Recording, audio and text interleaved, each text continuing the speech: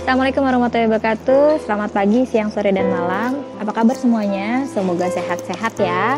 Dan kabarnya baik semua. Nah, selanjutnya ini adalah materi terakhir kalian di Nirmana Dwimatra, yaitu tekstur.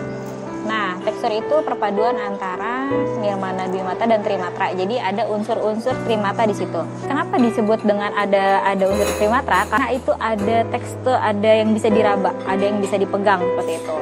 Jadi bukan hanya ilusi mata aja, tapi ada sesuatu yang bisa dipegang, nggak hanya flat gitu aja, seperti itu ya.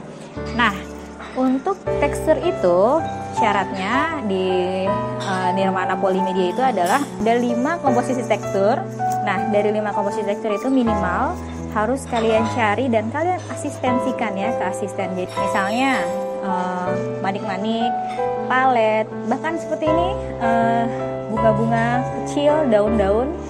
Oh iya, jangan lupa teksturnya itu untuk ketebalannya itu adalah 3 cm ya. Jadi tidak boleh lebih dari 3 cm untuk ketebalannya. Penempelan juga harus menggunakan lem yang kuat ya. Jangan pakai lem Fox. Jadi kalian boleh pakai lem uhu atau lem Aibon seperti itu yang melekatnya lebih kuat ya. Jangan pakai lem uhu atau apalagi lem yang buat stamp kertas seperti itu ya. Tapi kalian menggunakan lem yang lebih kuat seperti itu agar si teksturnya itu, atau lem tembak ya, lem tembak yang biasanya dipakai untuk aksesoris-aksesoris seperti itu. Nah, untuk komposisinya, karena kalian sudah belajar dari awal sampai akhir komposisi warna monokrom, warna primer, kalian boleh menggunakan warna-warna monokrom dan warna primer seperti ini. Ini adalah contoh warna primer. Jadi dari biru, kemudian kalian boleh menggunakan putih ya. Jadi dari biru ke putih, misalnya warna langit gitu ya, ada gradasi warna biru. Kemudian nanti dari biru bisa ke merah, dari merah nanti ke kuning. Di situ ada warna orange gitu ya. Jadi kalian boleh menggunakan satu dari 5 materi itu, material yang satu itu boleh kalian gradasikan ya. Jadi di setiap 5 material ini harus ada gradasi warnanya ya. Jangan sampai kalian lupa akan gradasi warna. Nah, hal yang perlu diperhatikan selanjutnya, selain yang pertama adalah dia harus tingginya 3 cm. Yang kedua adalah kalian harus menggunakan 5 material ya. Yang ketiga adalah kalian harus menggunakan gradasi warna ya. Boleh menggunakan warna monokrom, jadi boleh menggunakan hitam dan putih. Kalau dicampur boleh nggak Bu? Boleh aja, misalnya dari biru ke putih gitu, atau dari ungu ke hitam misalnya gitu ya, boleh. Kemudian yang keempat itu adalah kalian harus rapat ya. Tidak boleh ada celah-celah kertas warna putih ya. Jadi kalau celah-celah warna putih itu nanti akan nggak bagus gitu.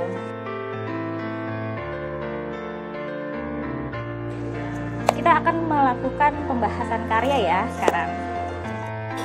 Nah, pembahasan karya ya. Contohnya apa aja sih? Contoh yang karya yang pertama tadi yang biru ya. Dari biru ini dia menggunakan kain linen. Dari kain linen. Oh ya, linen itu kan gampang nyarinya ya. Nah, biasanya asisten itu akan mencari maksimal. Jadi kalau misalnya ada mahasiswa yang sudah lebih dari 10 orang atau bahkan 5 orang lah ya, misalnya menggunakan linen, itu buru-buruan cepet-cepetan gitu yang asistensi duluan bahannya. Bahan yang sudah diasistensi biasanya maksimal 5 orang, itu tidak akan ada pengulangan. Maksudnya tidak ada lebih dari 5 mahasiswa yang sama materialnya. Jadi cepet-cepetan aja. Kalau misalnya kalian mau bahan yang pada umumnya atau mainstream gitu ya, itu kalian boleh asistensi secepatnya, biar nanti nggak keduluan sama temen yang duluan gitu. Nah, contoh yang tadi ini ya, biru. Nah, ini boleh menggunakan kain linen, dia juga menggunakan kancing, kemudian boleh kalian tambahkan manik-manik.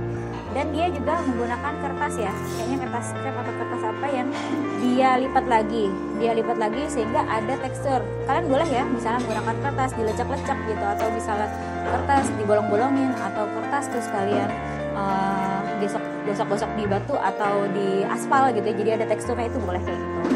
Jadi sekreatif kalian mungkin. Dan kalau di ACC, kalau nggak di ACC cari lagi ya guys. Itu namanya zong. Nah, karya berikutnya adalah ini karya yang paling bagus ya. nilai yang paling bagus karena dia menggunakan unsur-unsur luas ya, tidak hanya dia biji-bijian, dia juga pakai mie, dia juga pakai kacang-kacangan, kemudian pakai kain sulam, dia juga menggunakan apa tuh yang hitam-hitam, flanel juga ada di situ tapi nggak terlalu banyak. Kemudian dia komposisikan sedemikian rupa, bentuknya abstrak aja tapi alur warnanya itu natural ya, komposisinya itu natural dari yang gelap ke yang terang seperti itu. Nah, hal-hal yang kayak gitu yang biasanya kalian sudah mulai udah punya feel-nya gitu pada saat kalian udah melewati satu semester Nirmana Dwi Matra, kalian akan sudah mendapatkan feel dalam membuat karya. Ya, karya yang berikutnya ini adalah sekaligusnya dua.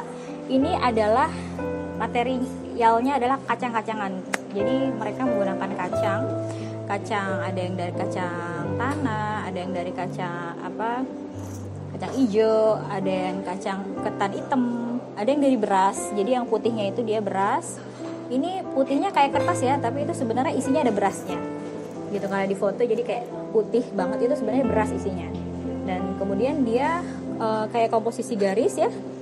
Antara komposisi garis dan bidang, dia mengkomposisikannya warnanya itu bagus dan tepat gitu. Oke, untuk tekstur seperti itu, semoga hasil yang kalian dapatkan itu adalah yang memuaskan. Nanti setelah tekstur saya akan menjelaskan materi UAS-nya untuk secara garis besar seperti itu. Terima kasih. Assalamualaikum warahmatullahi wabarakatuh. Tetap semangat. Ini adalah yang terakhir.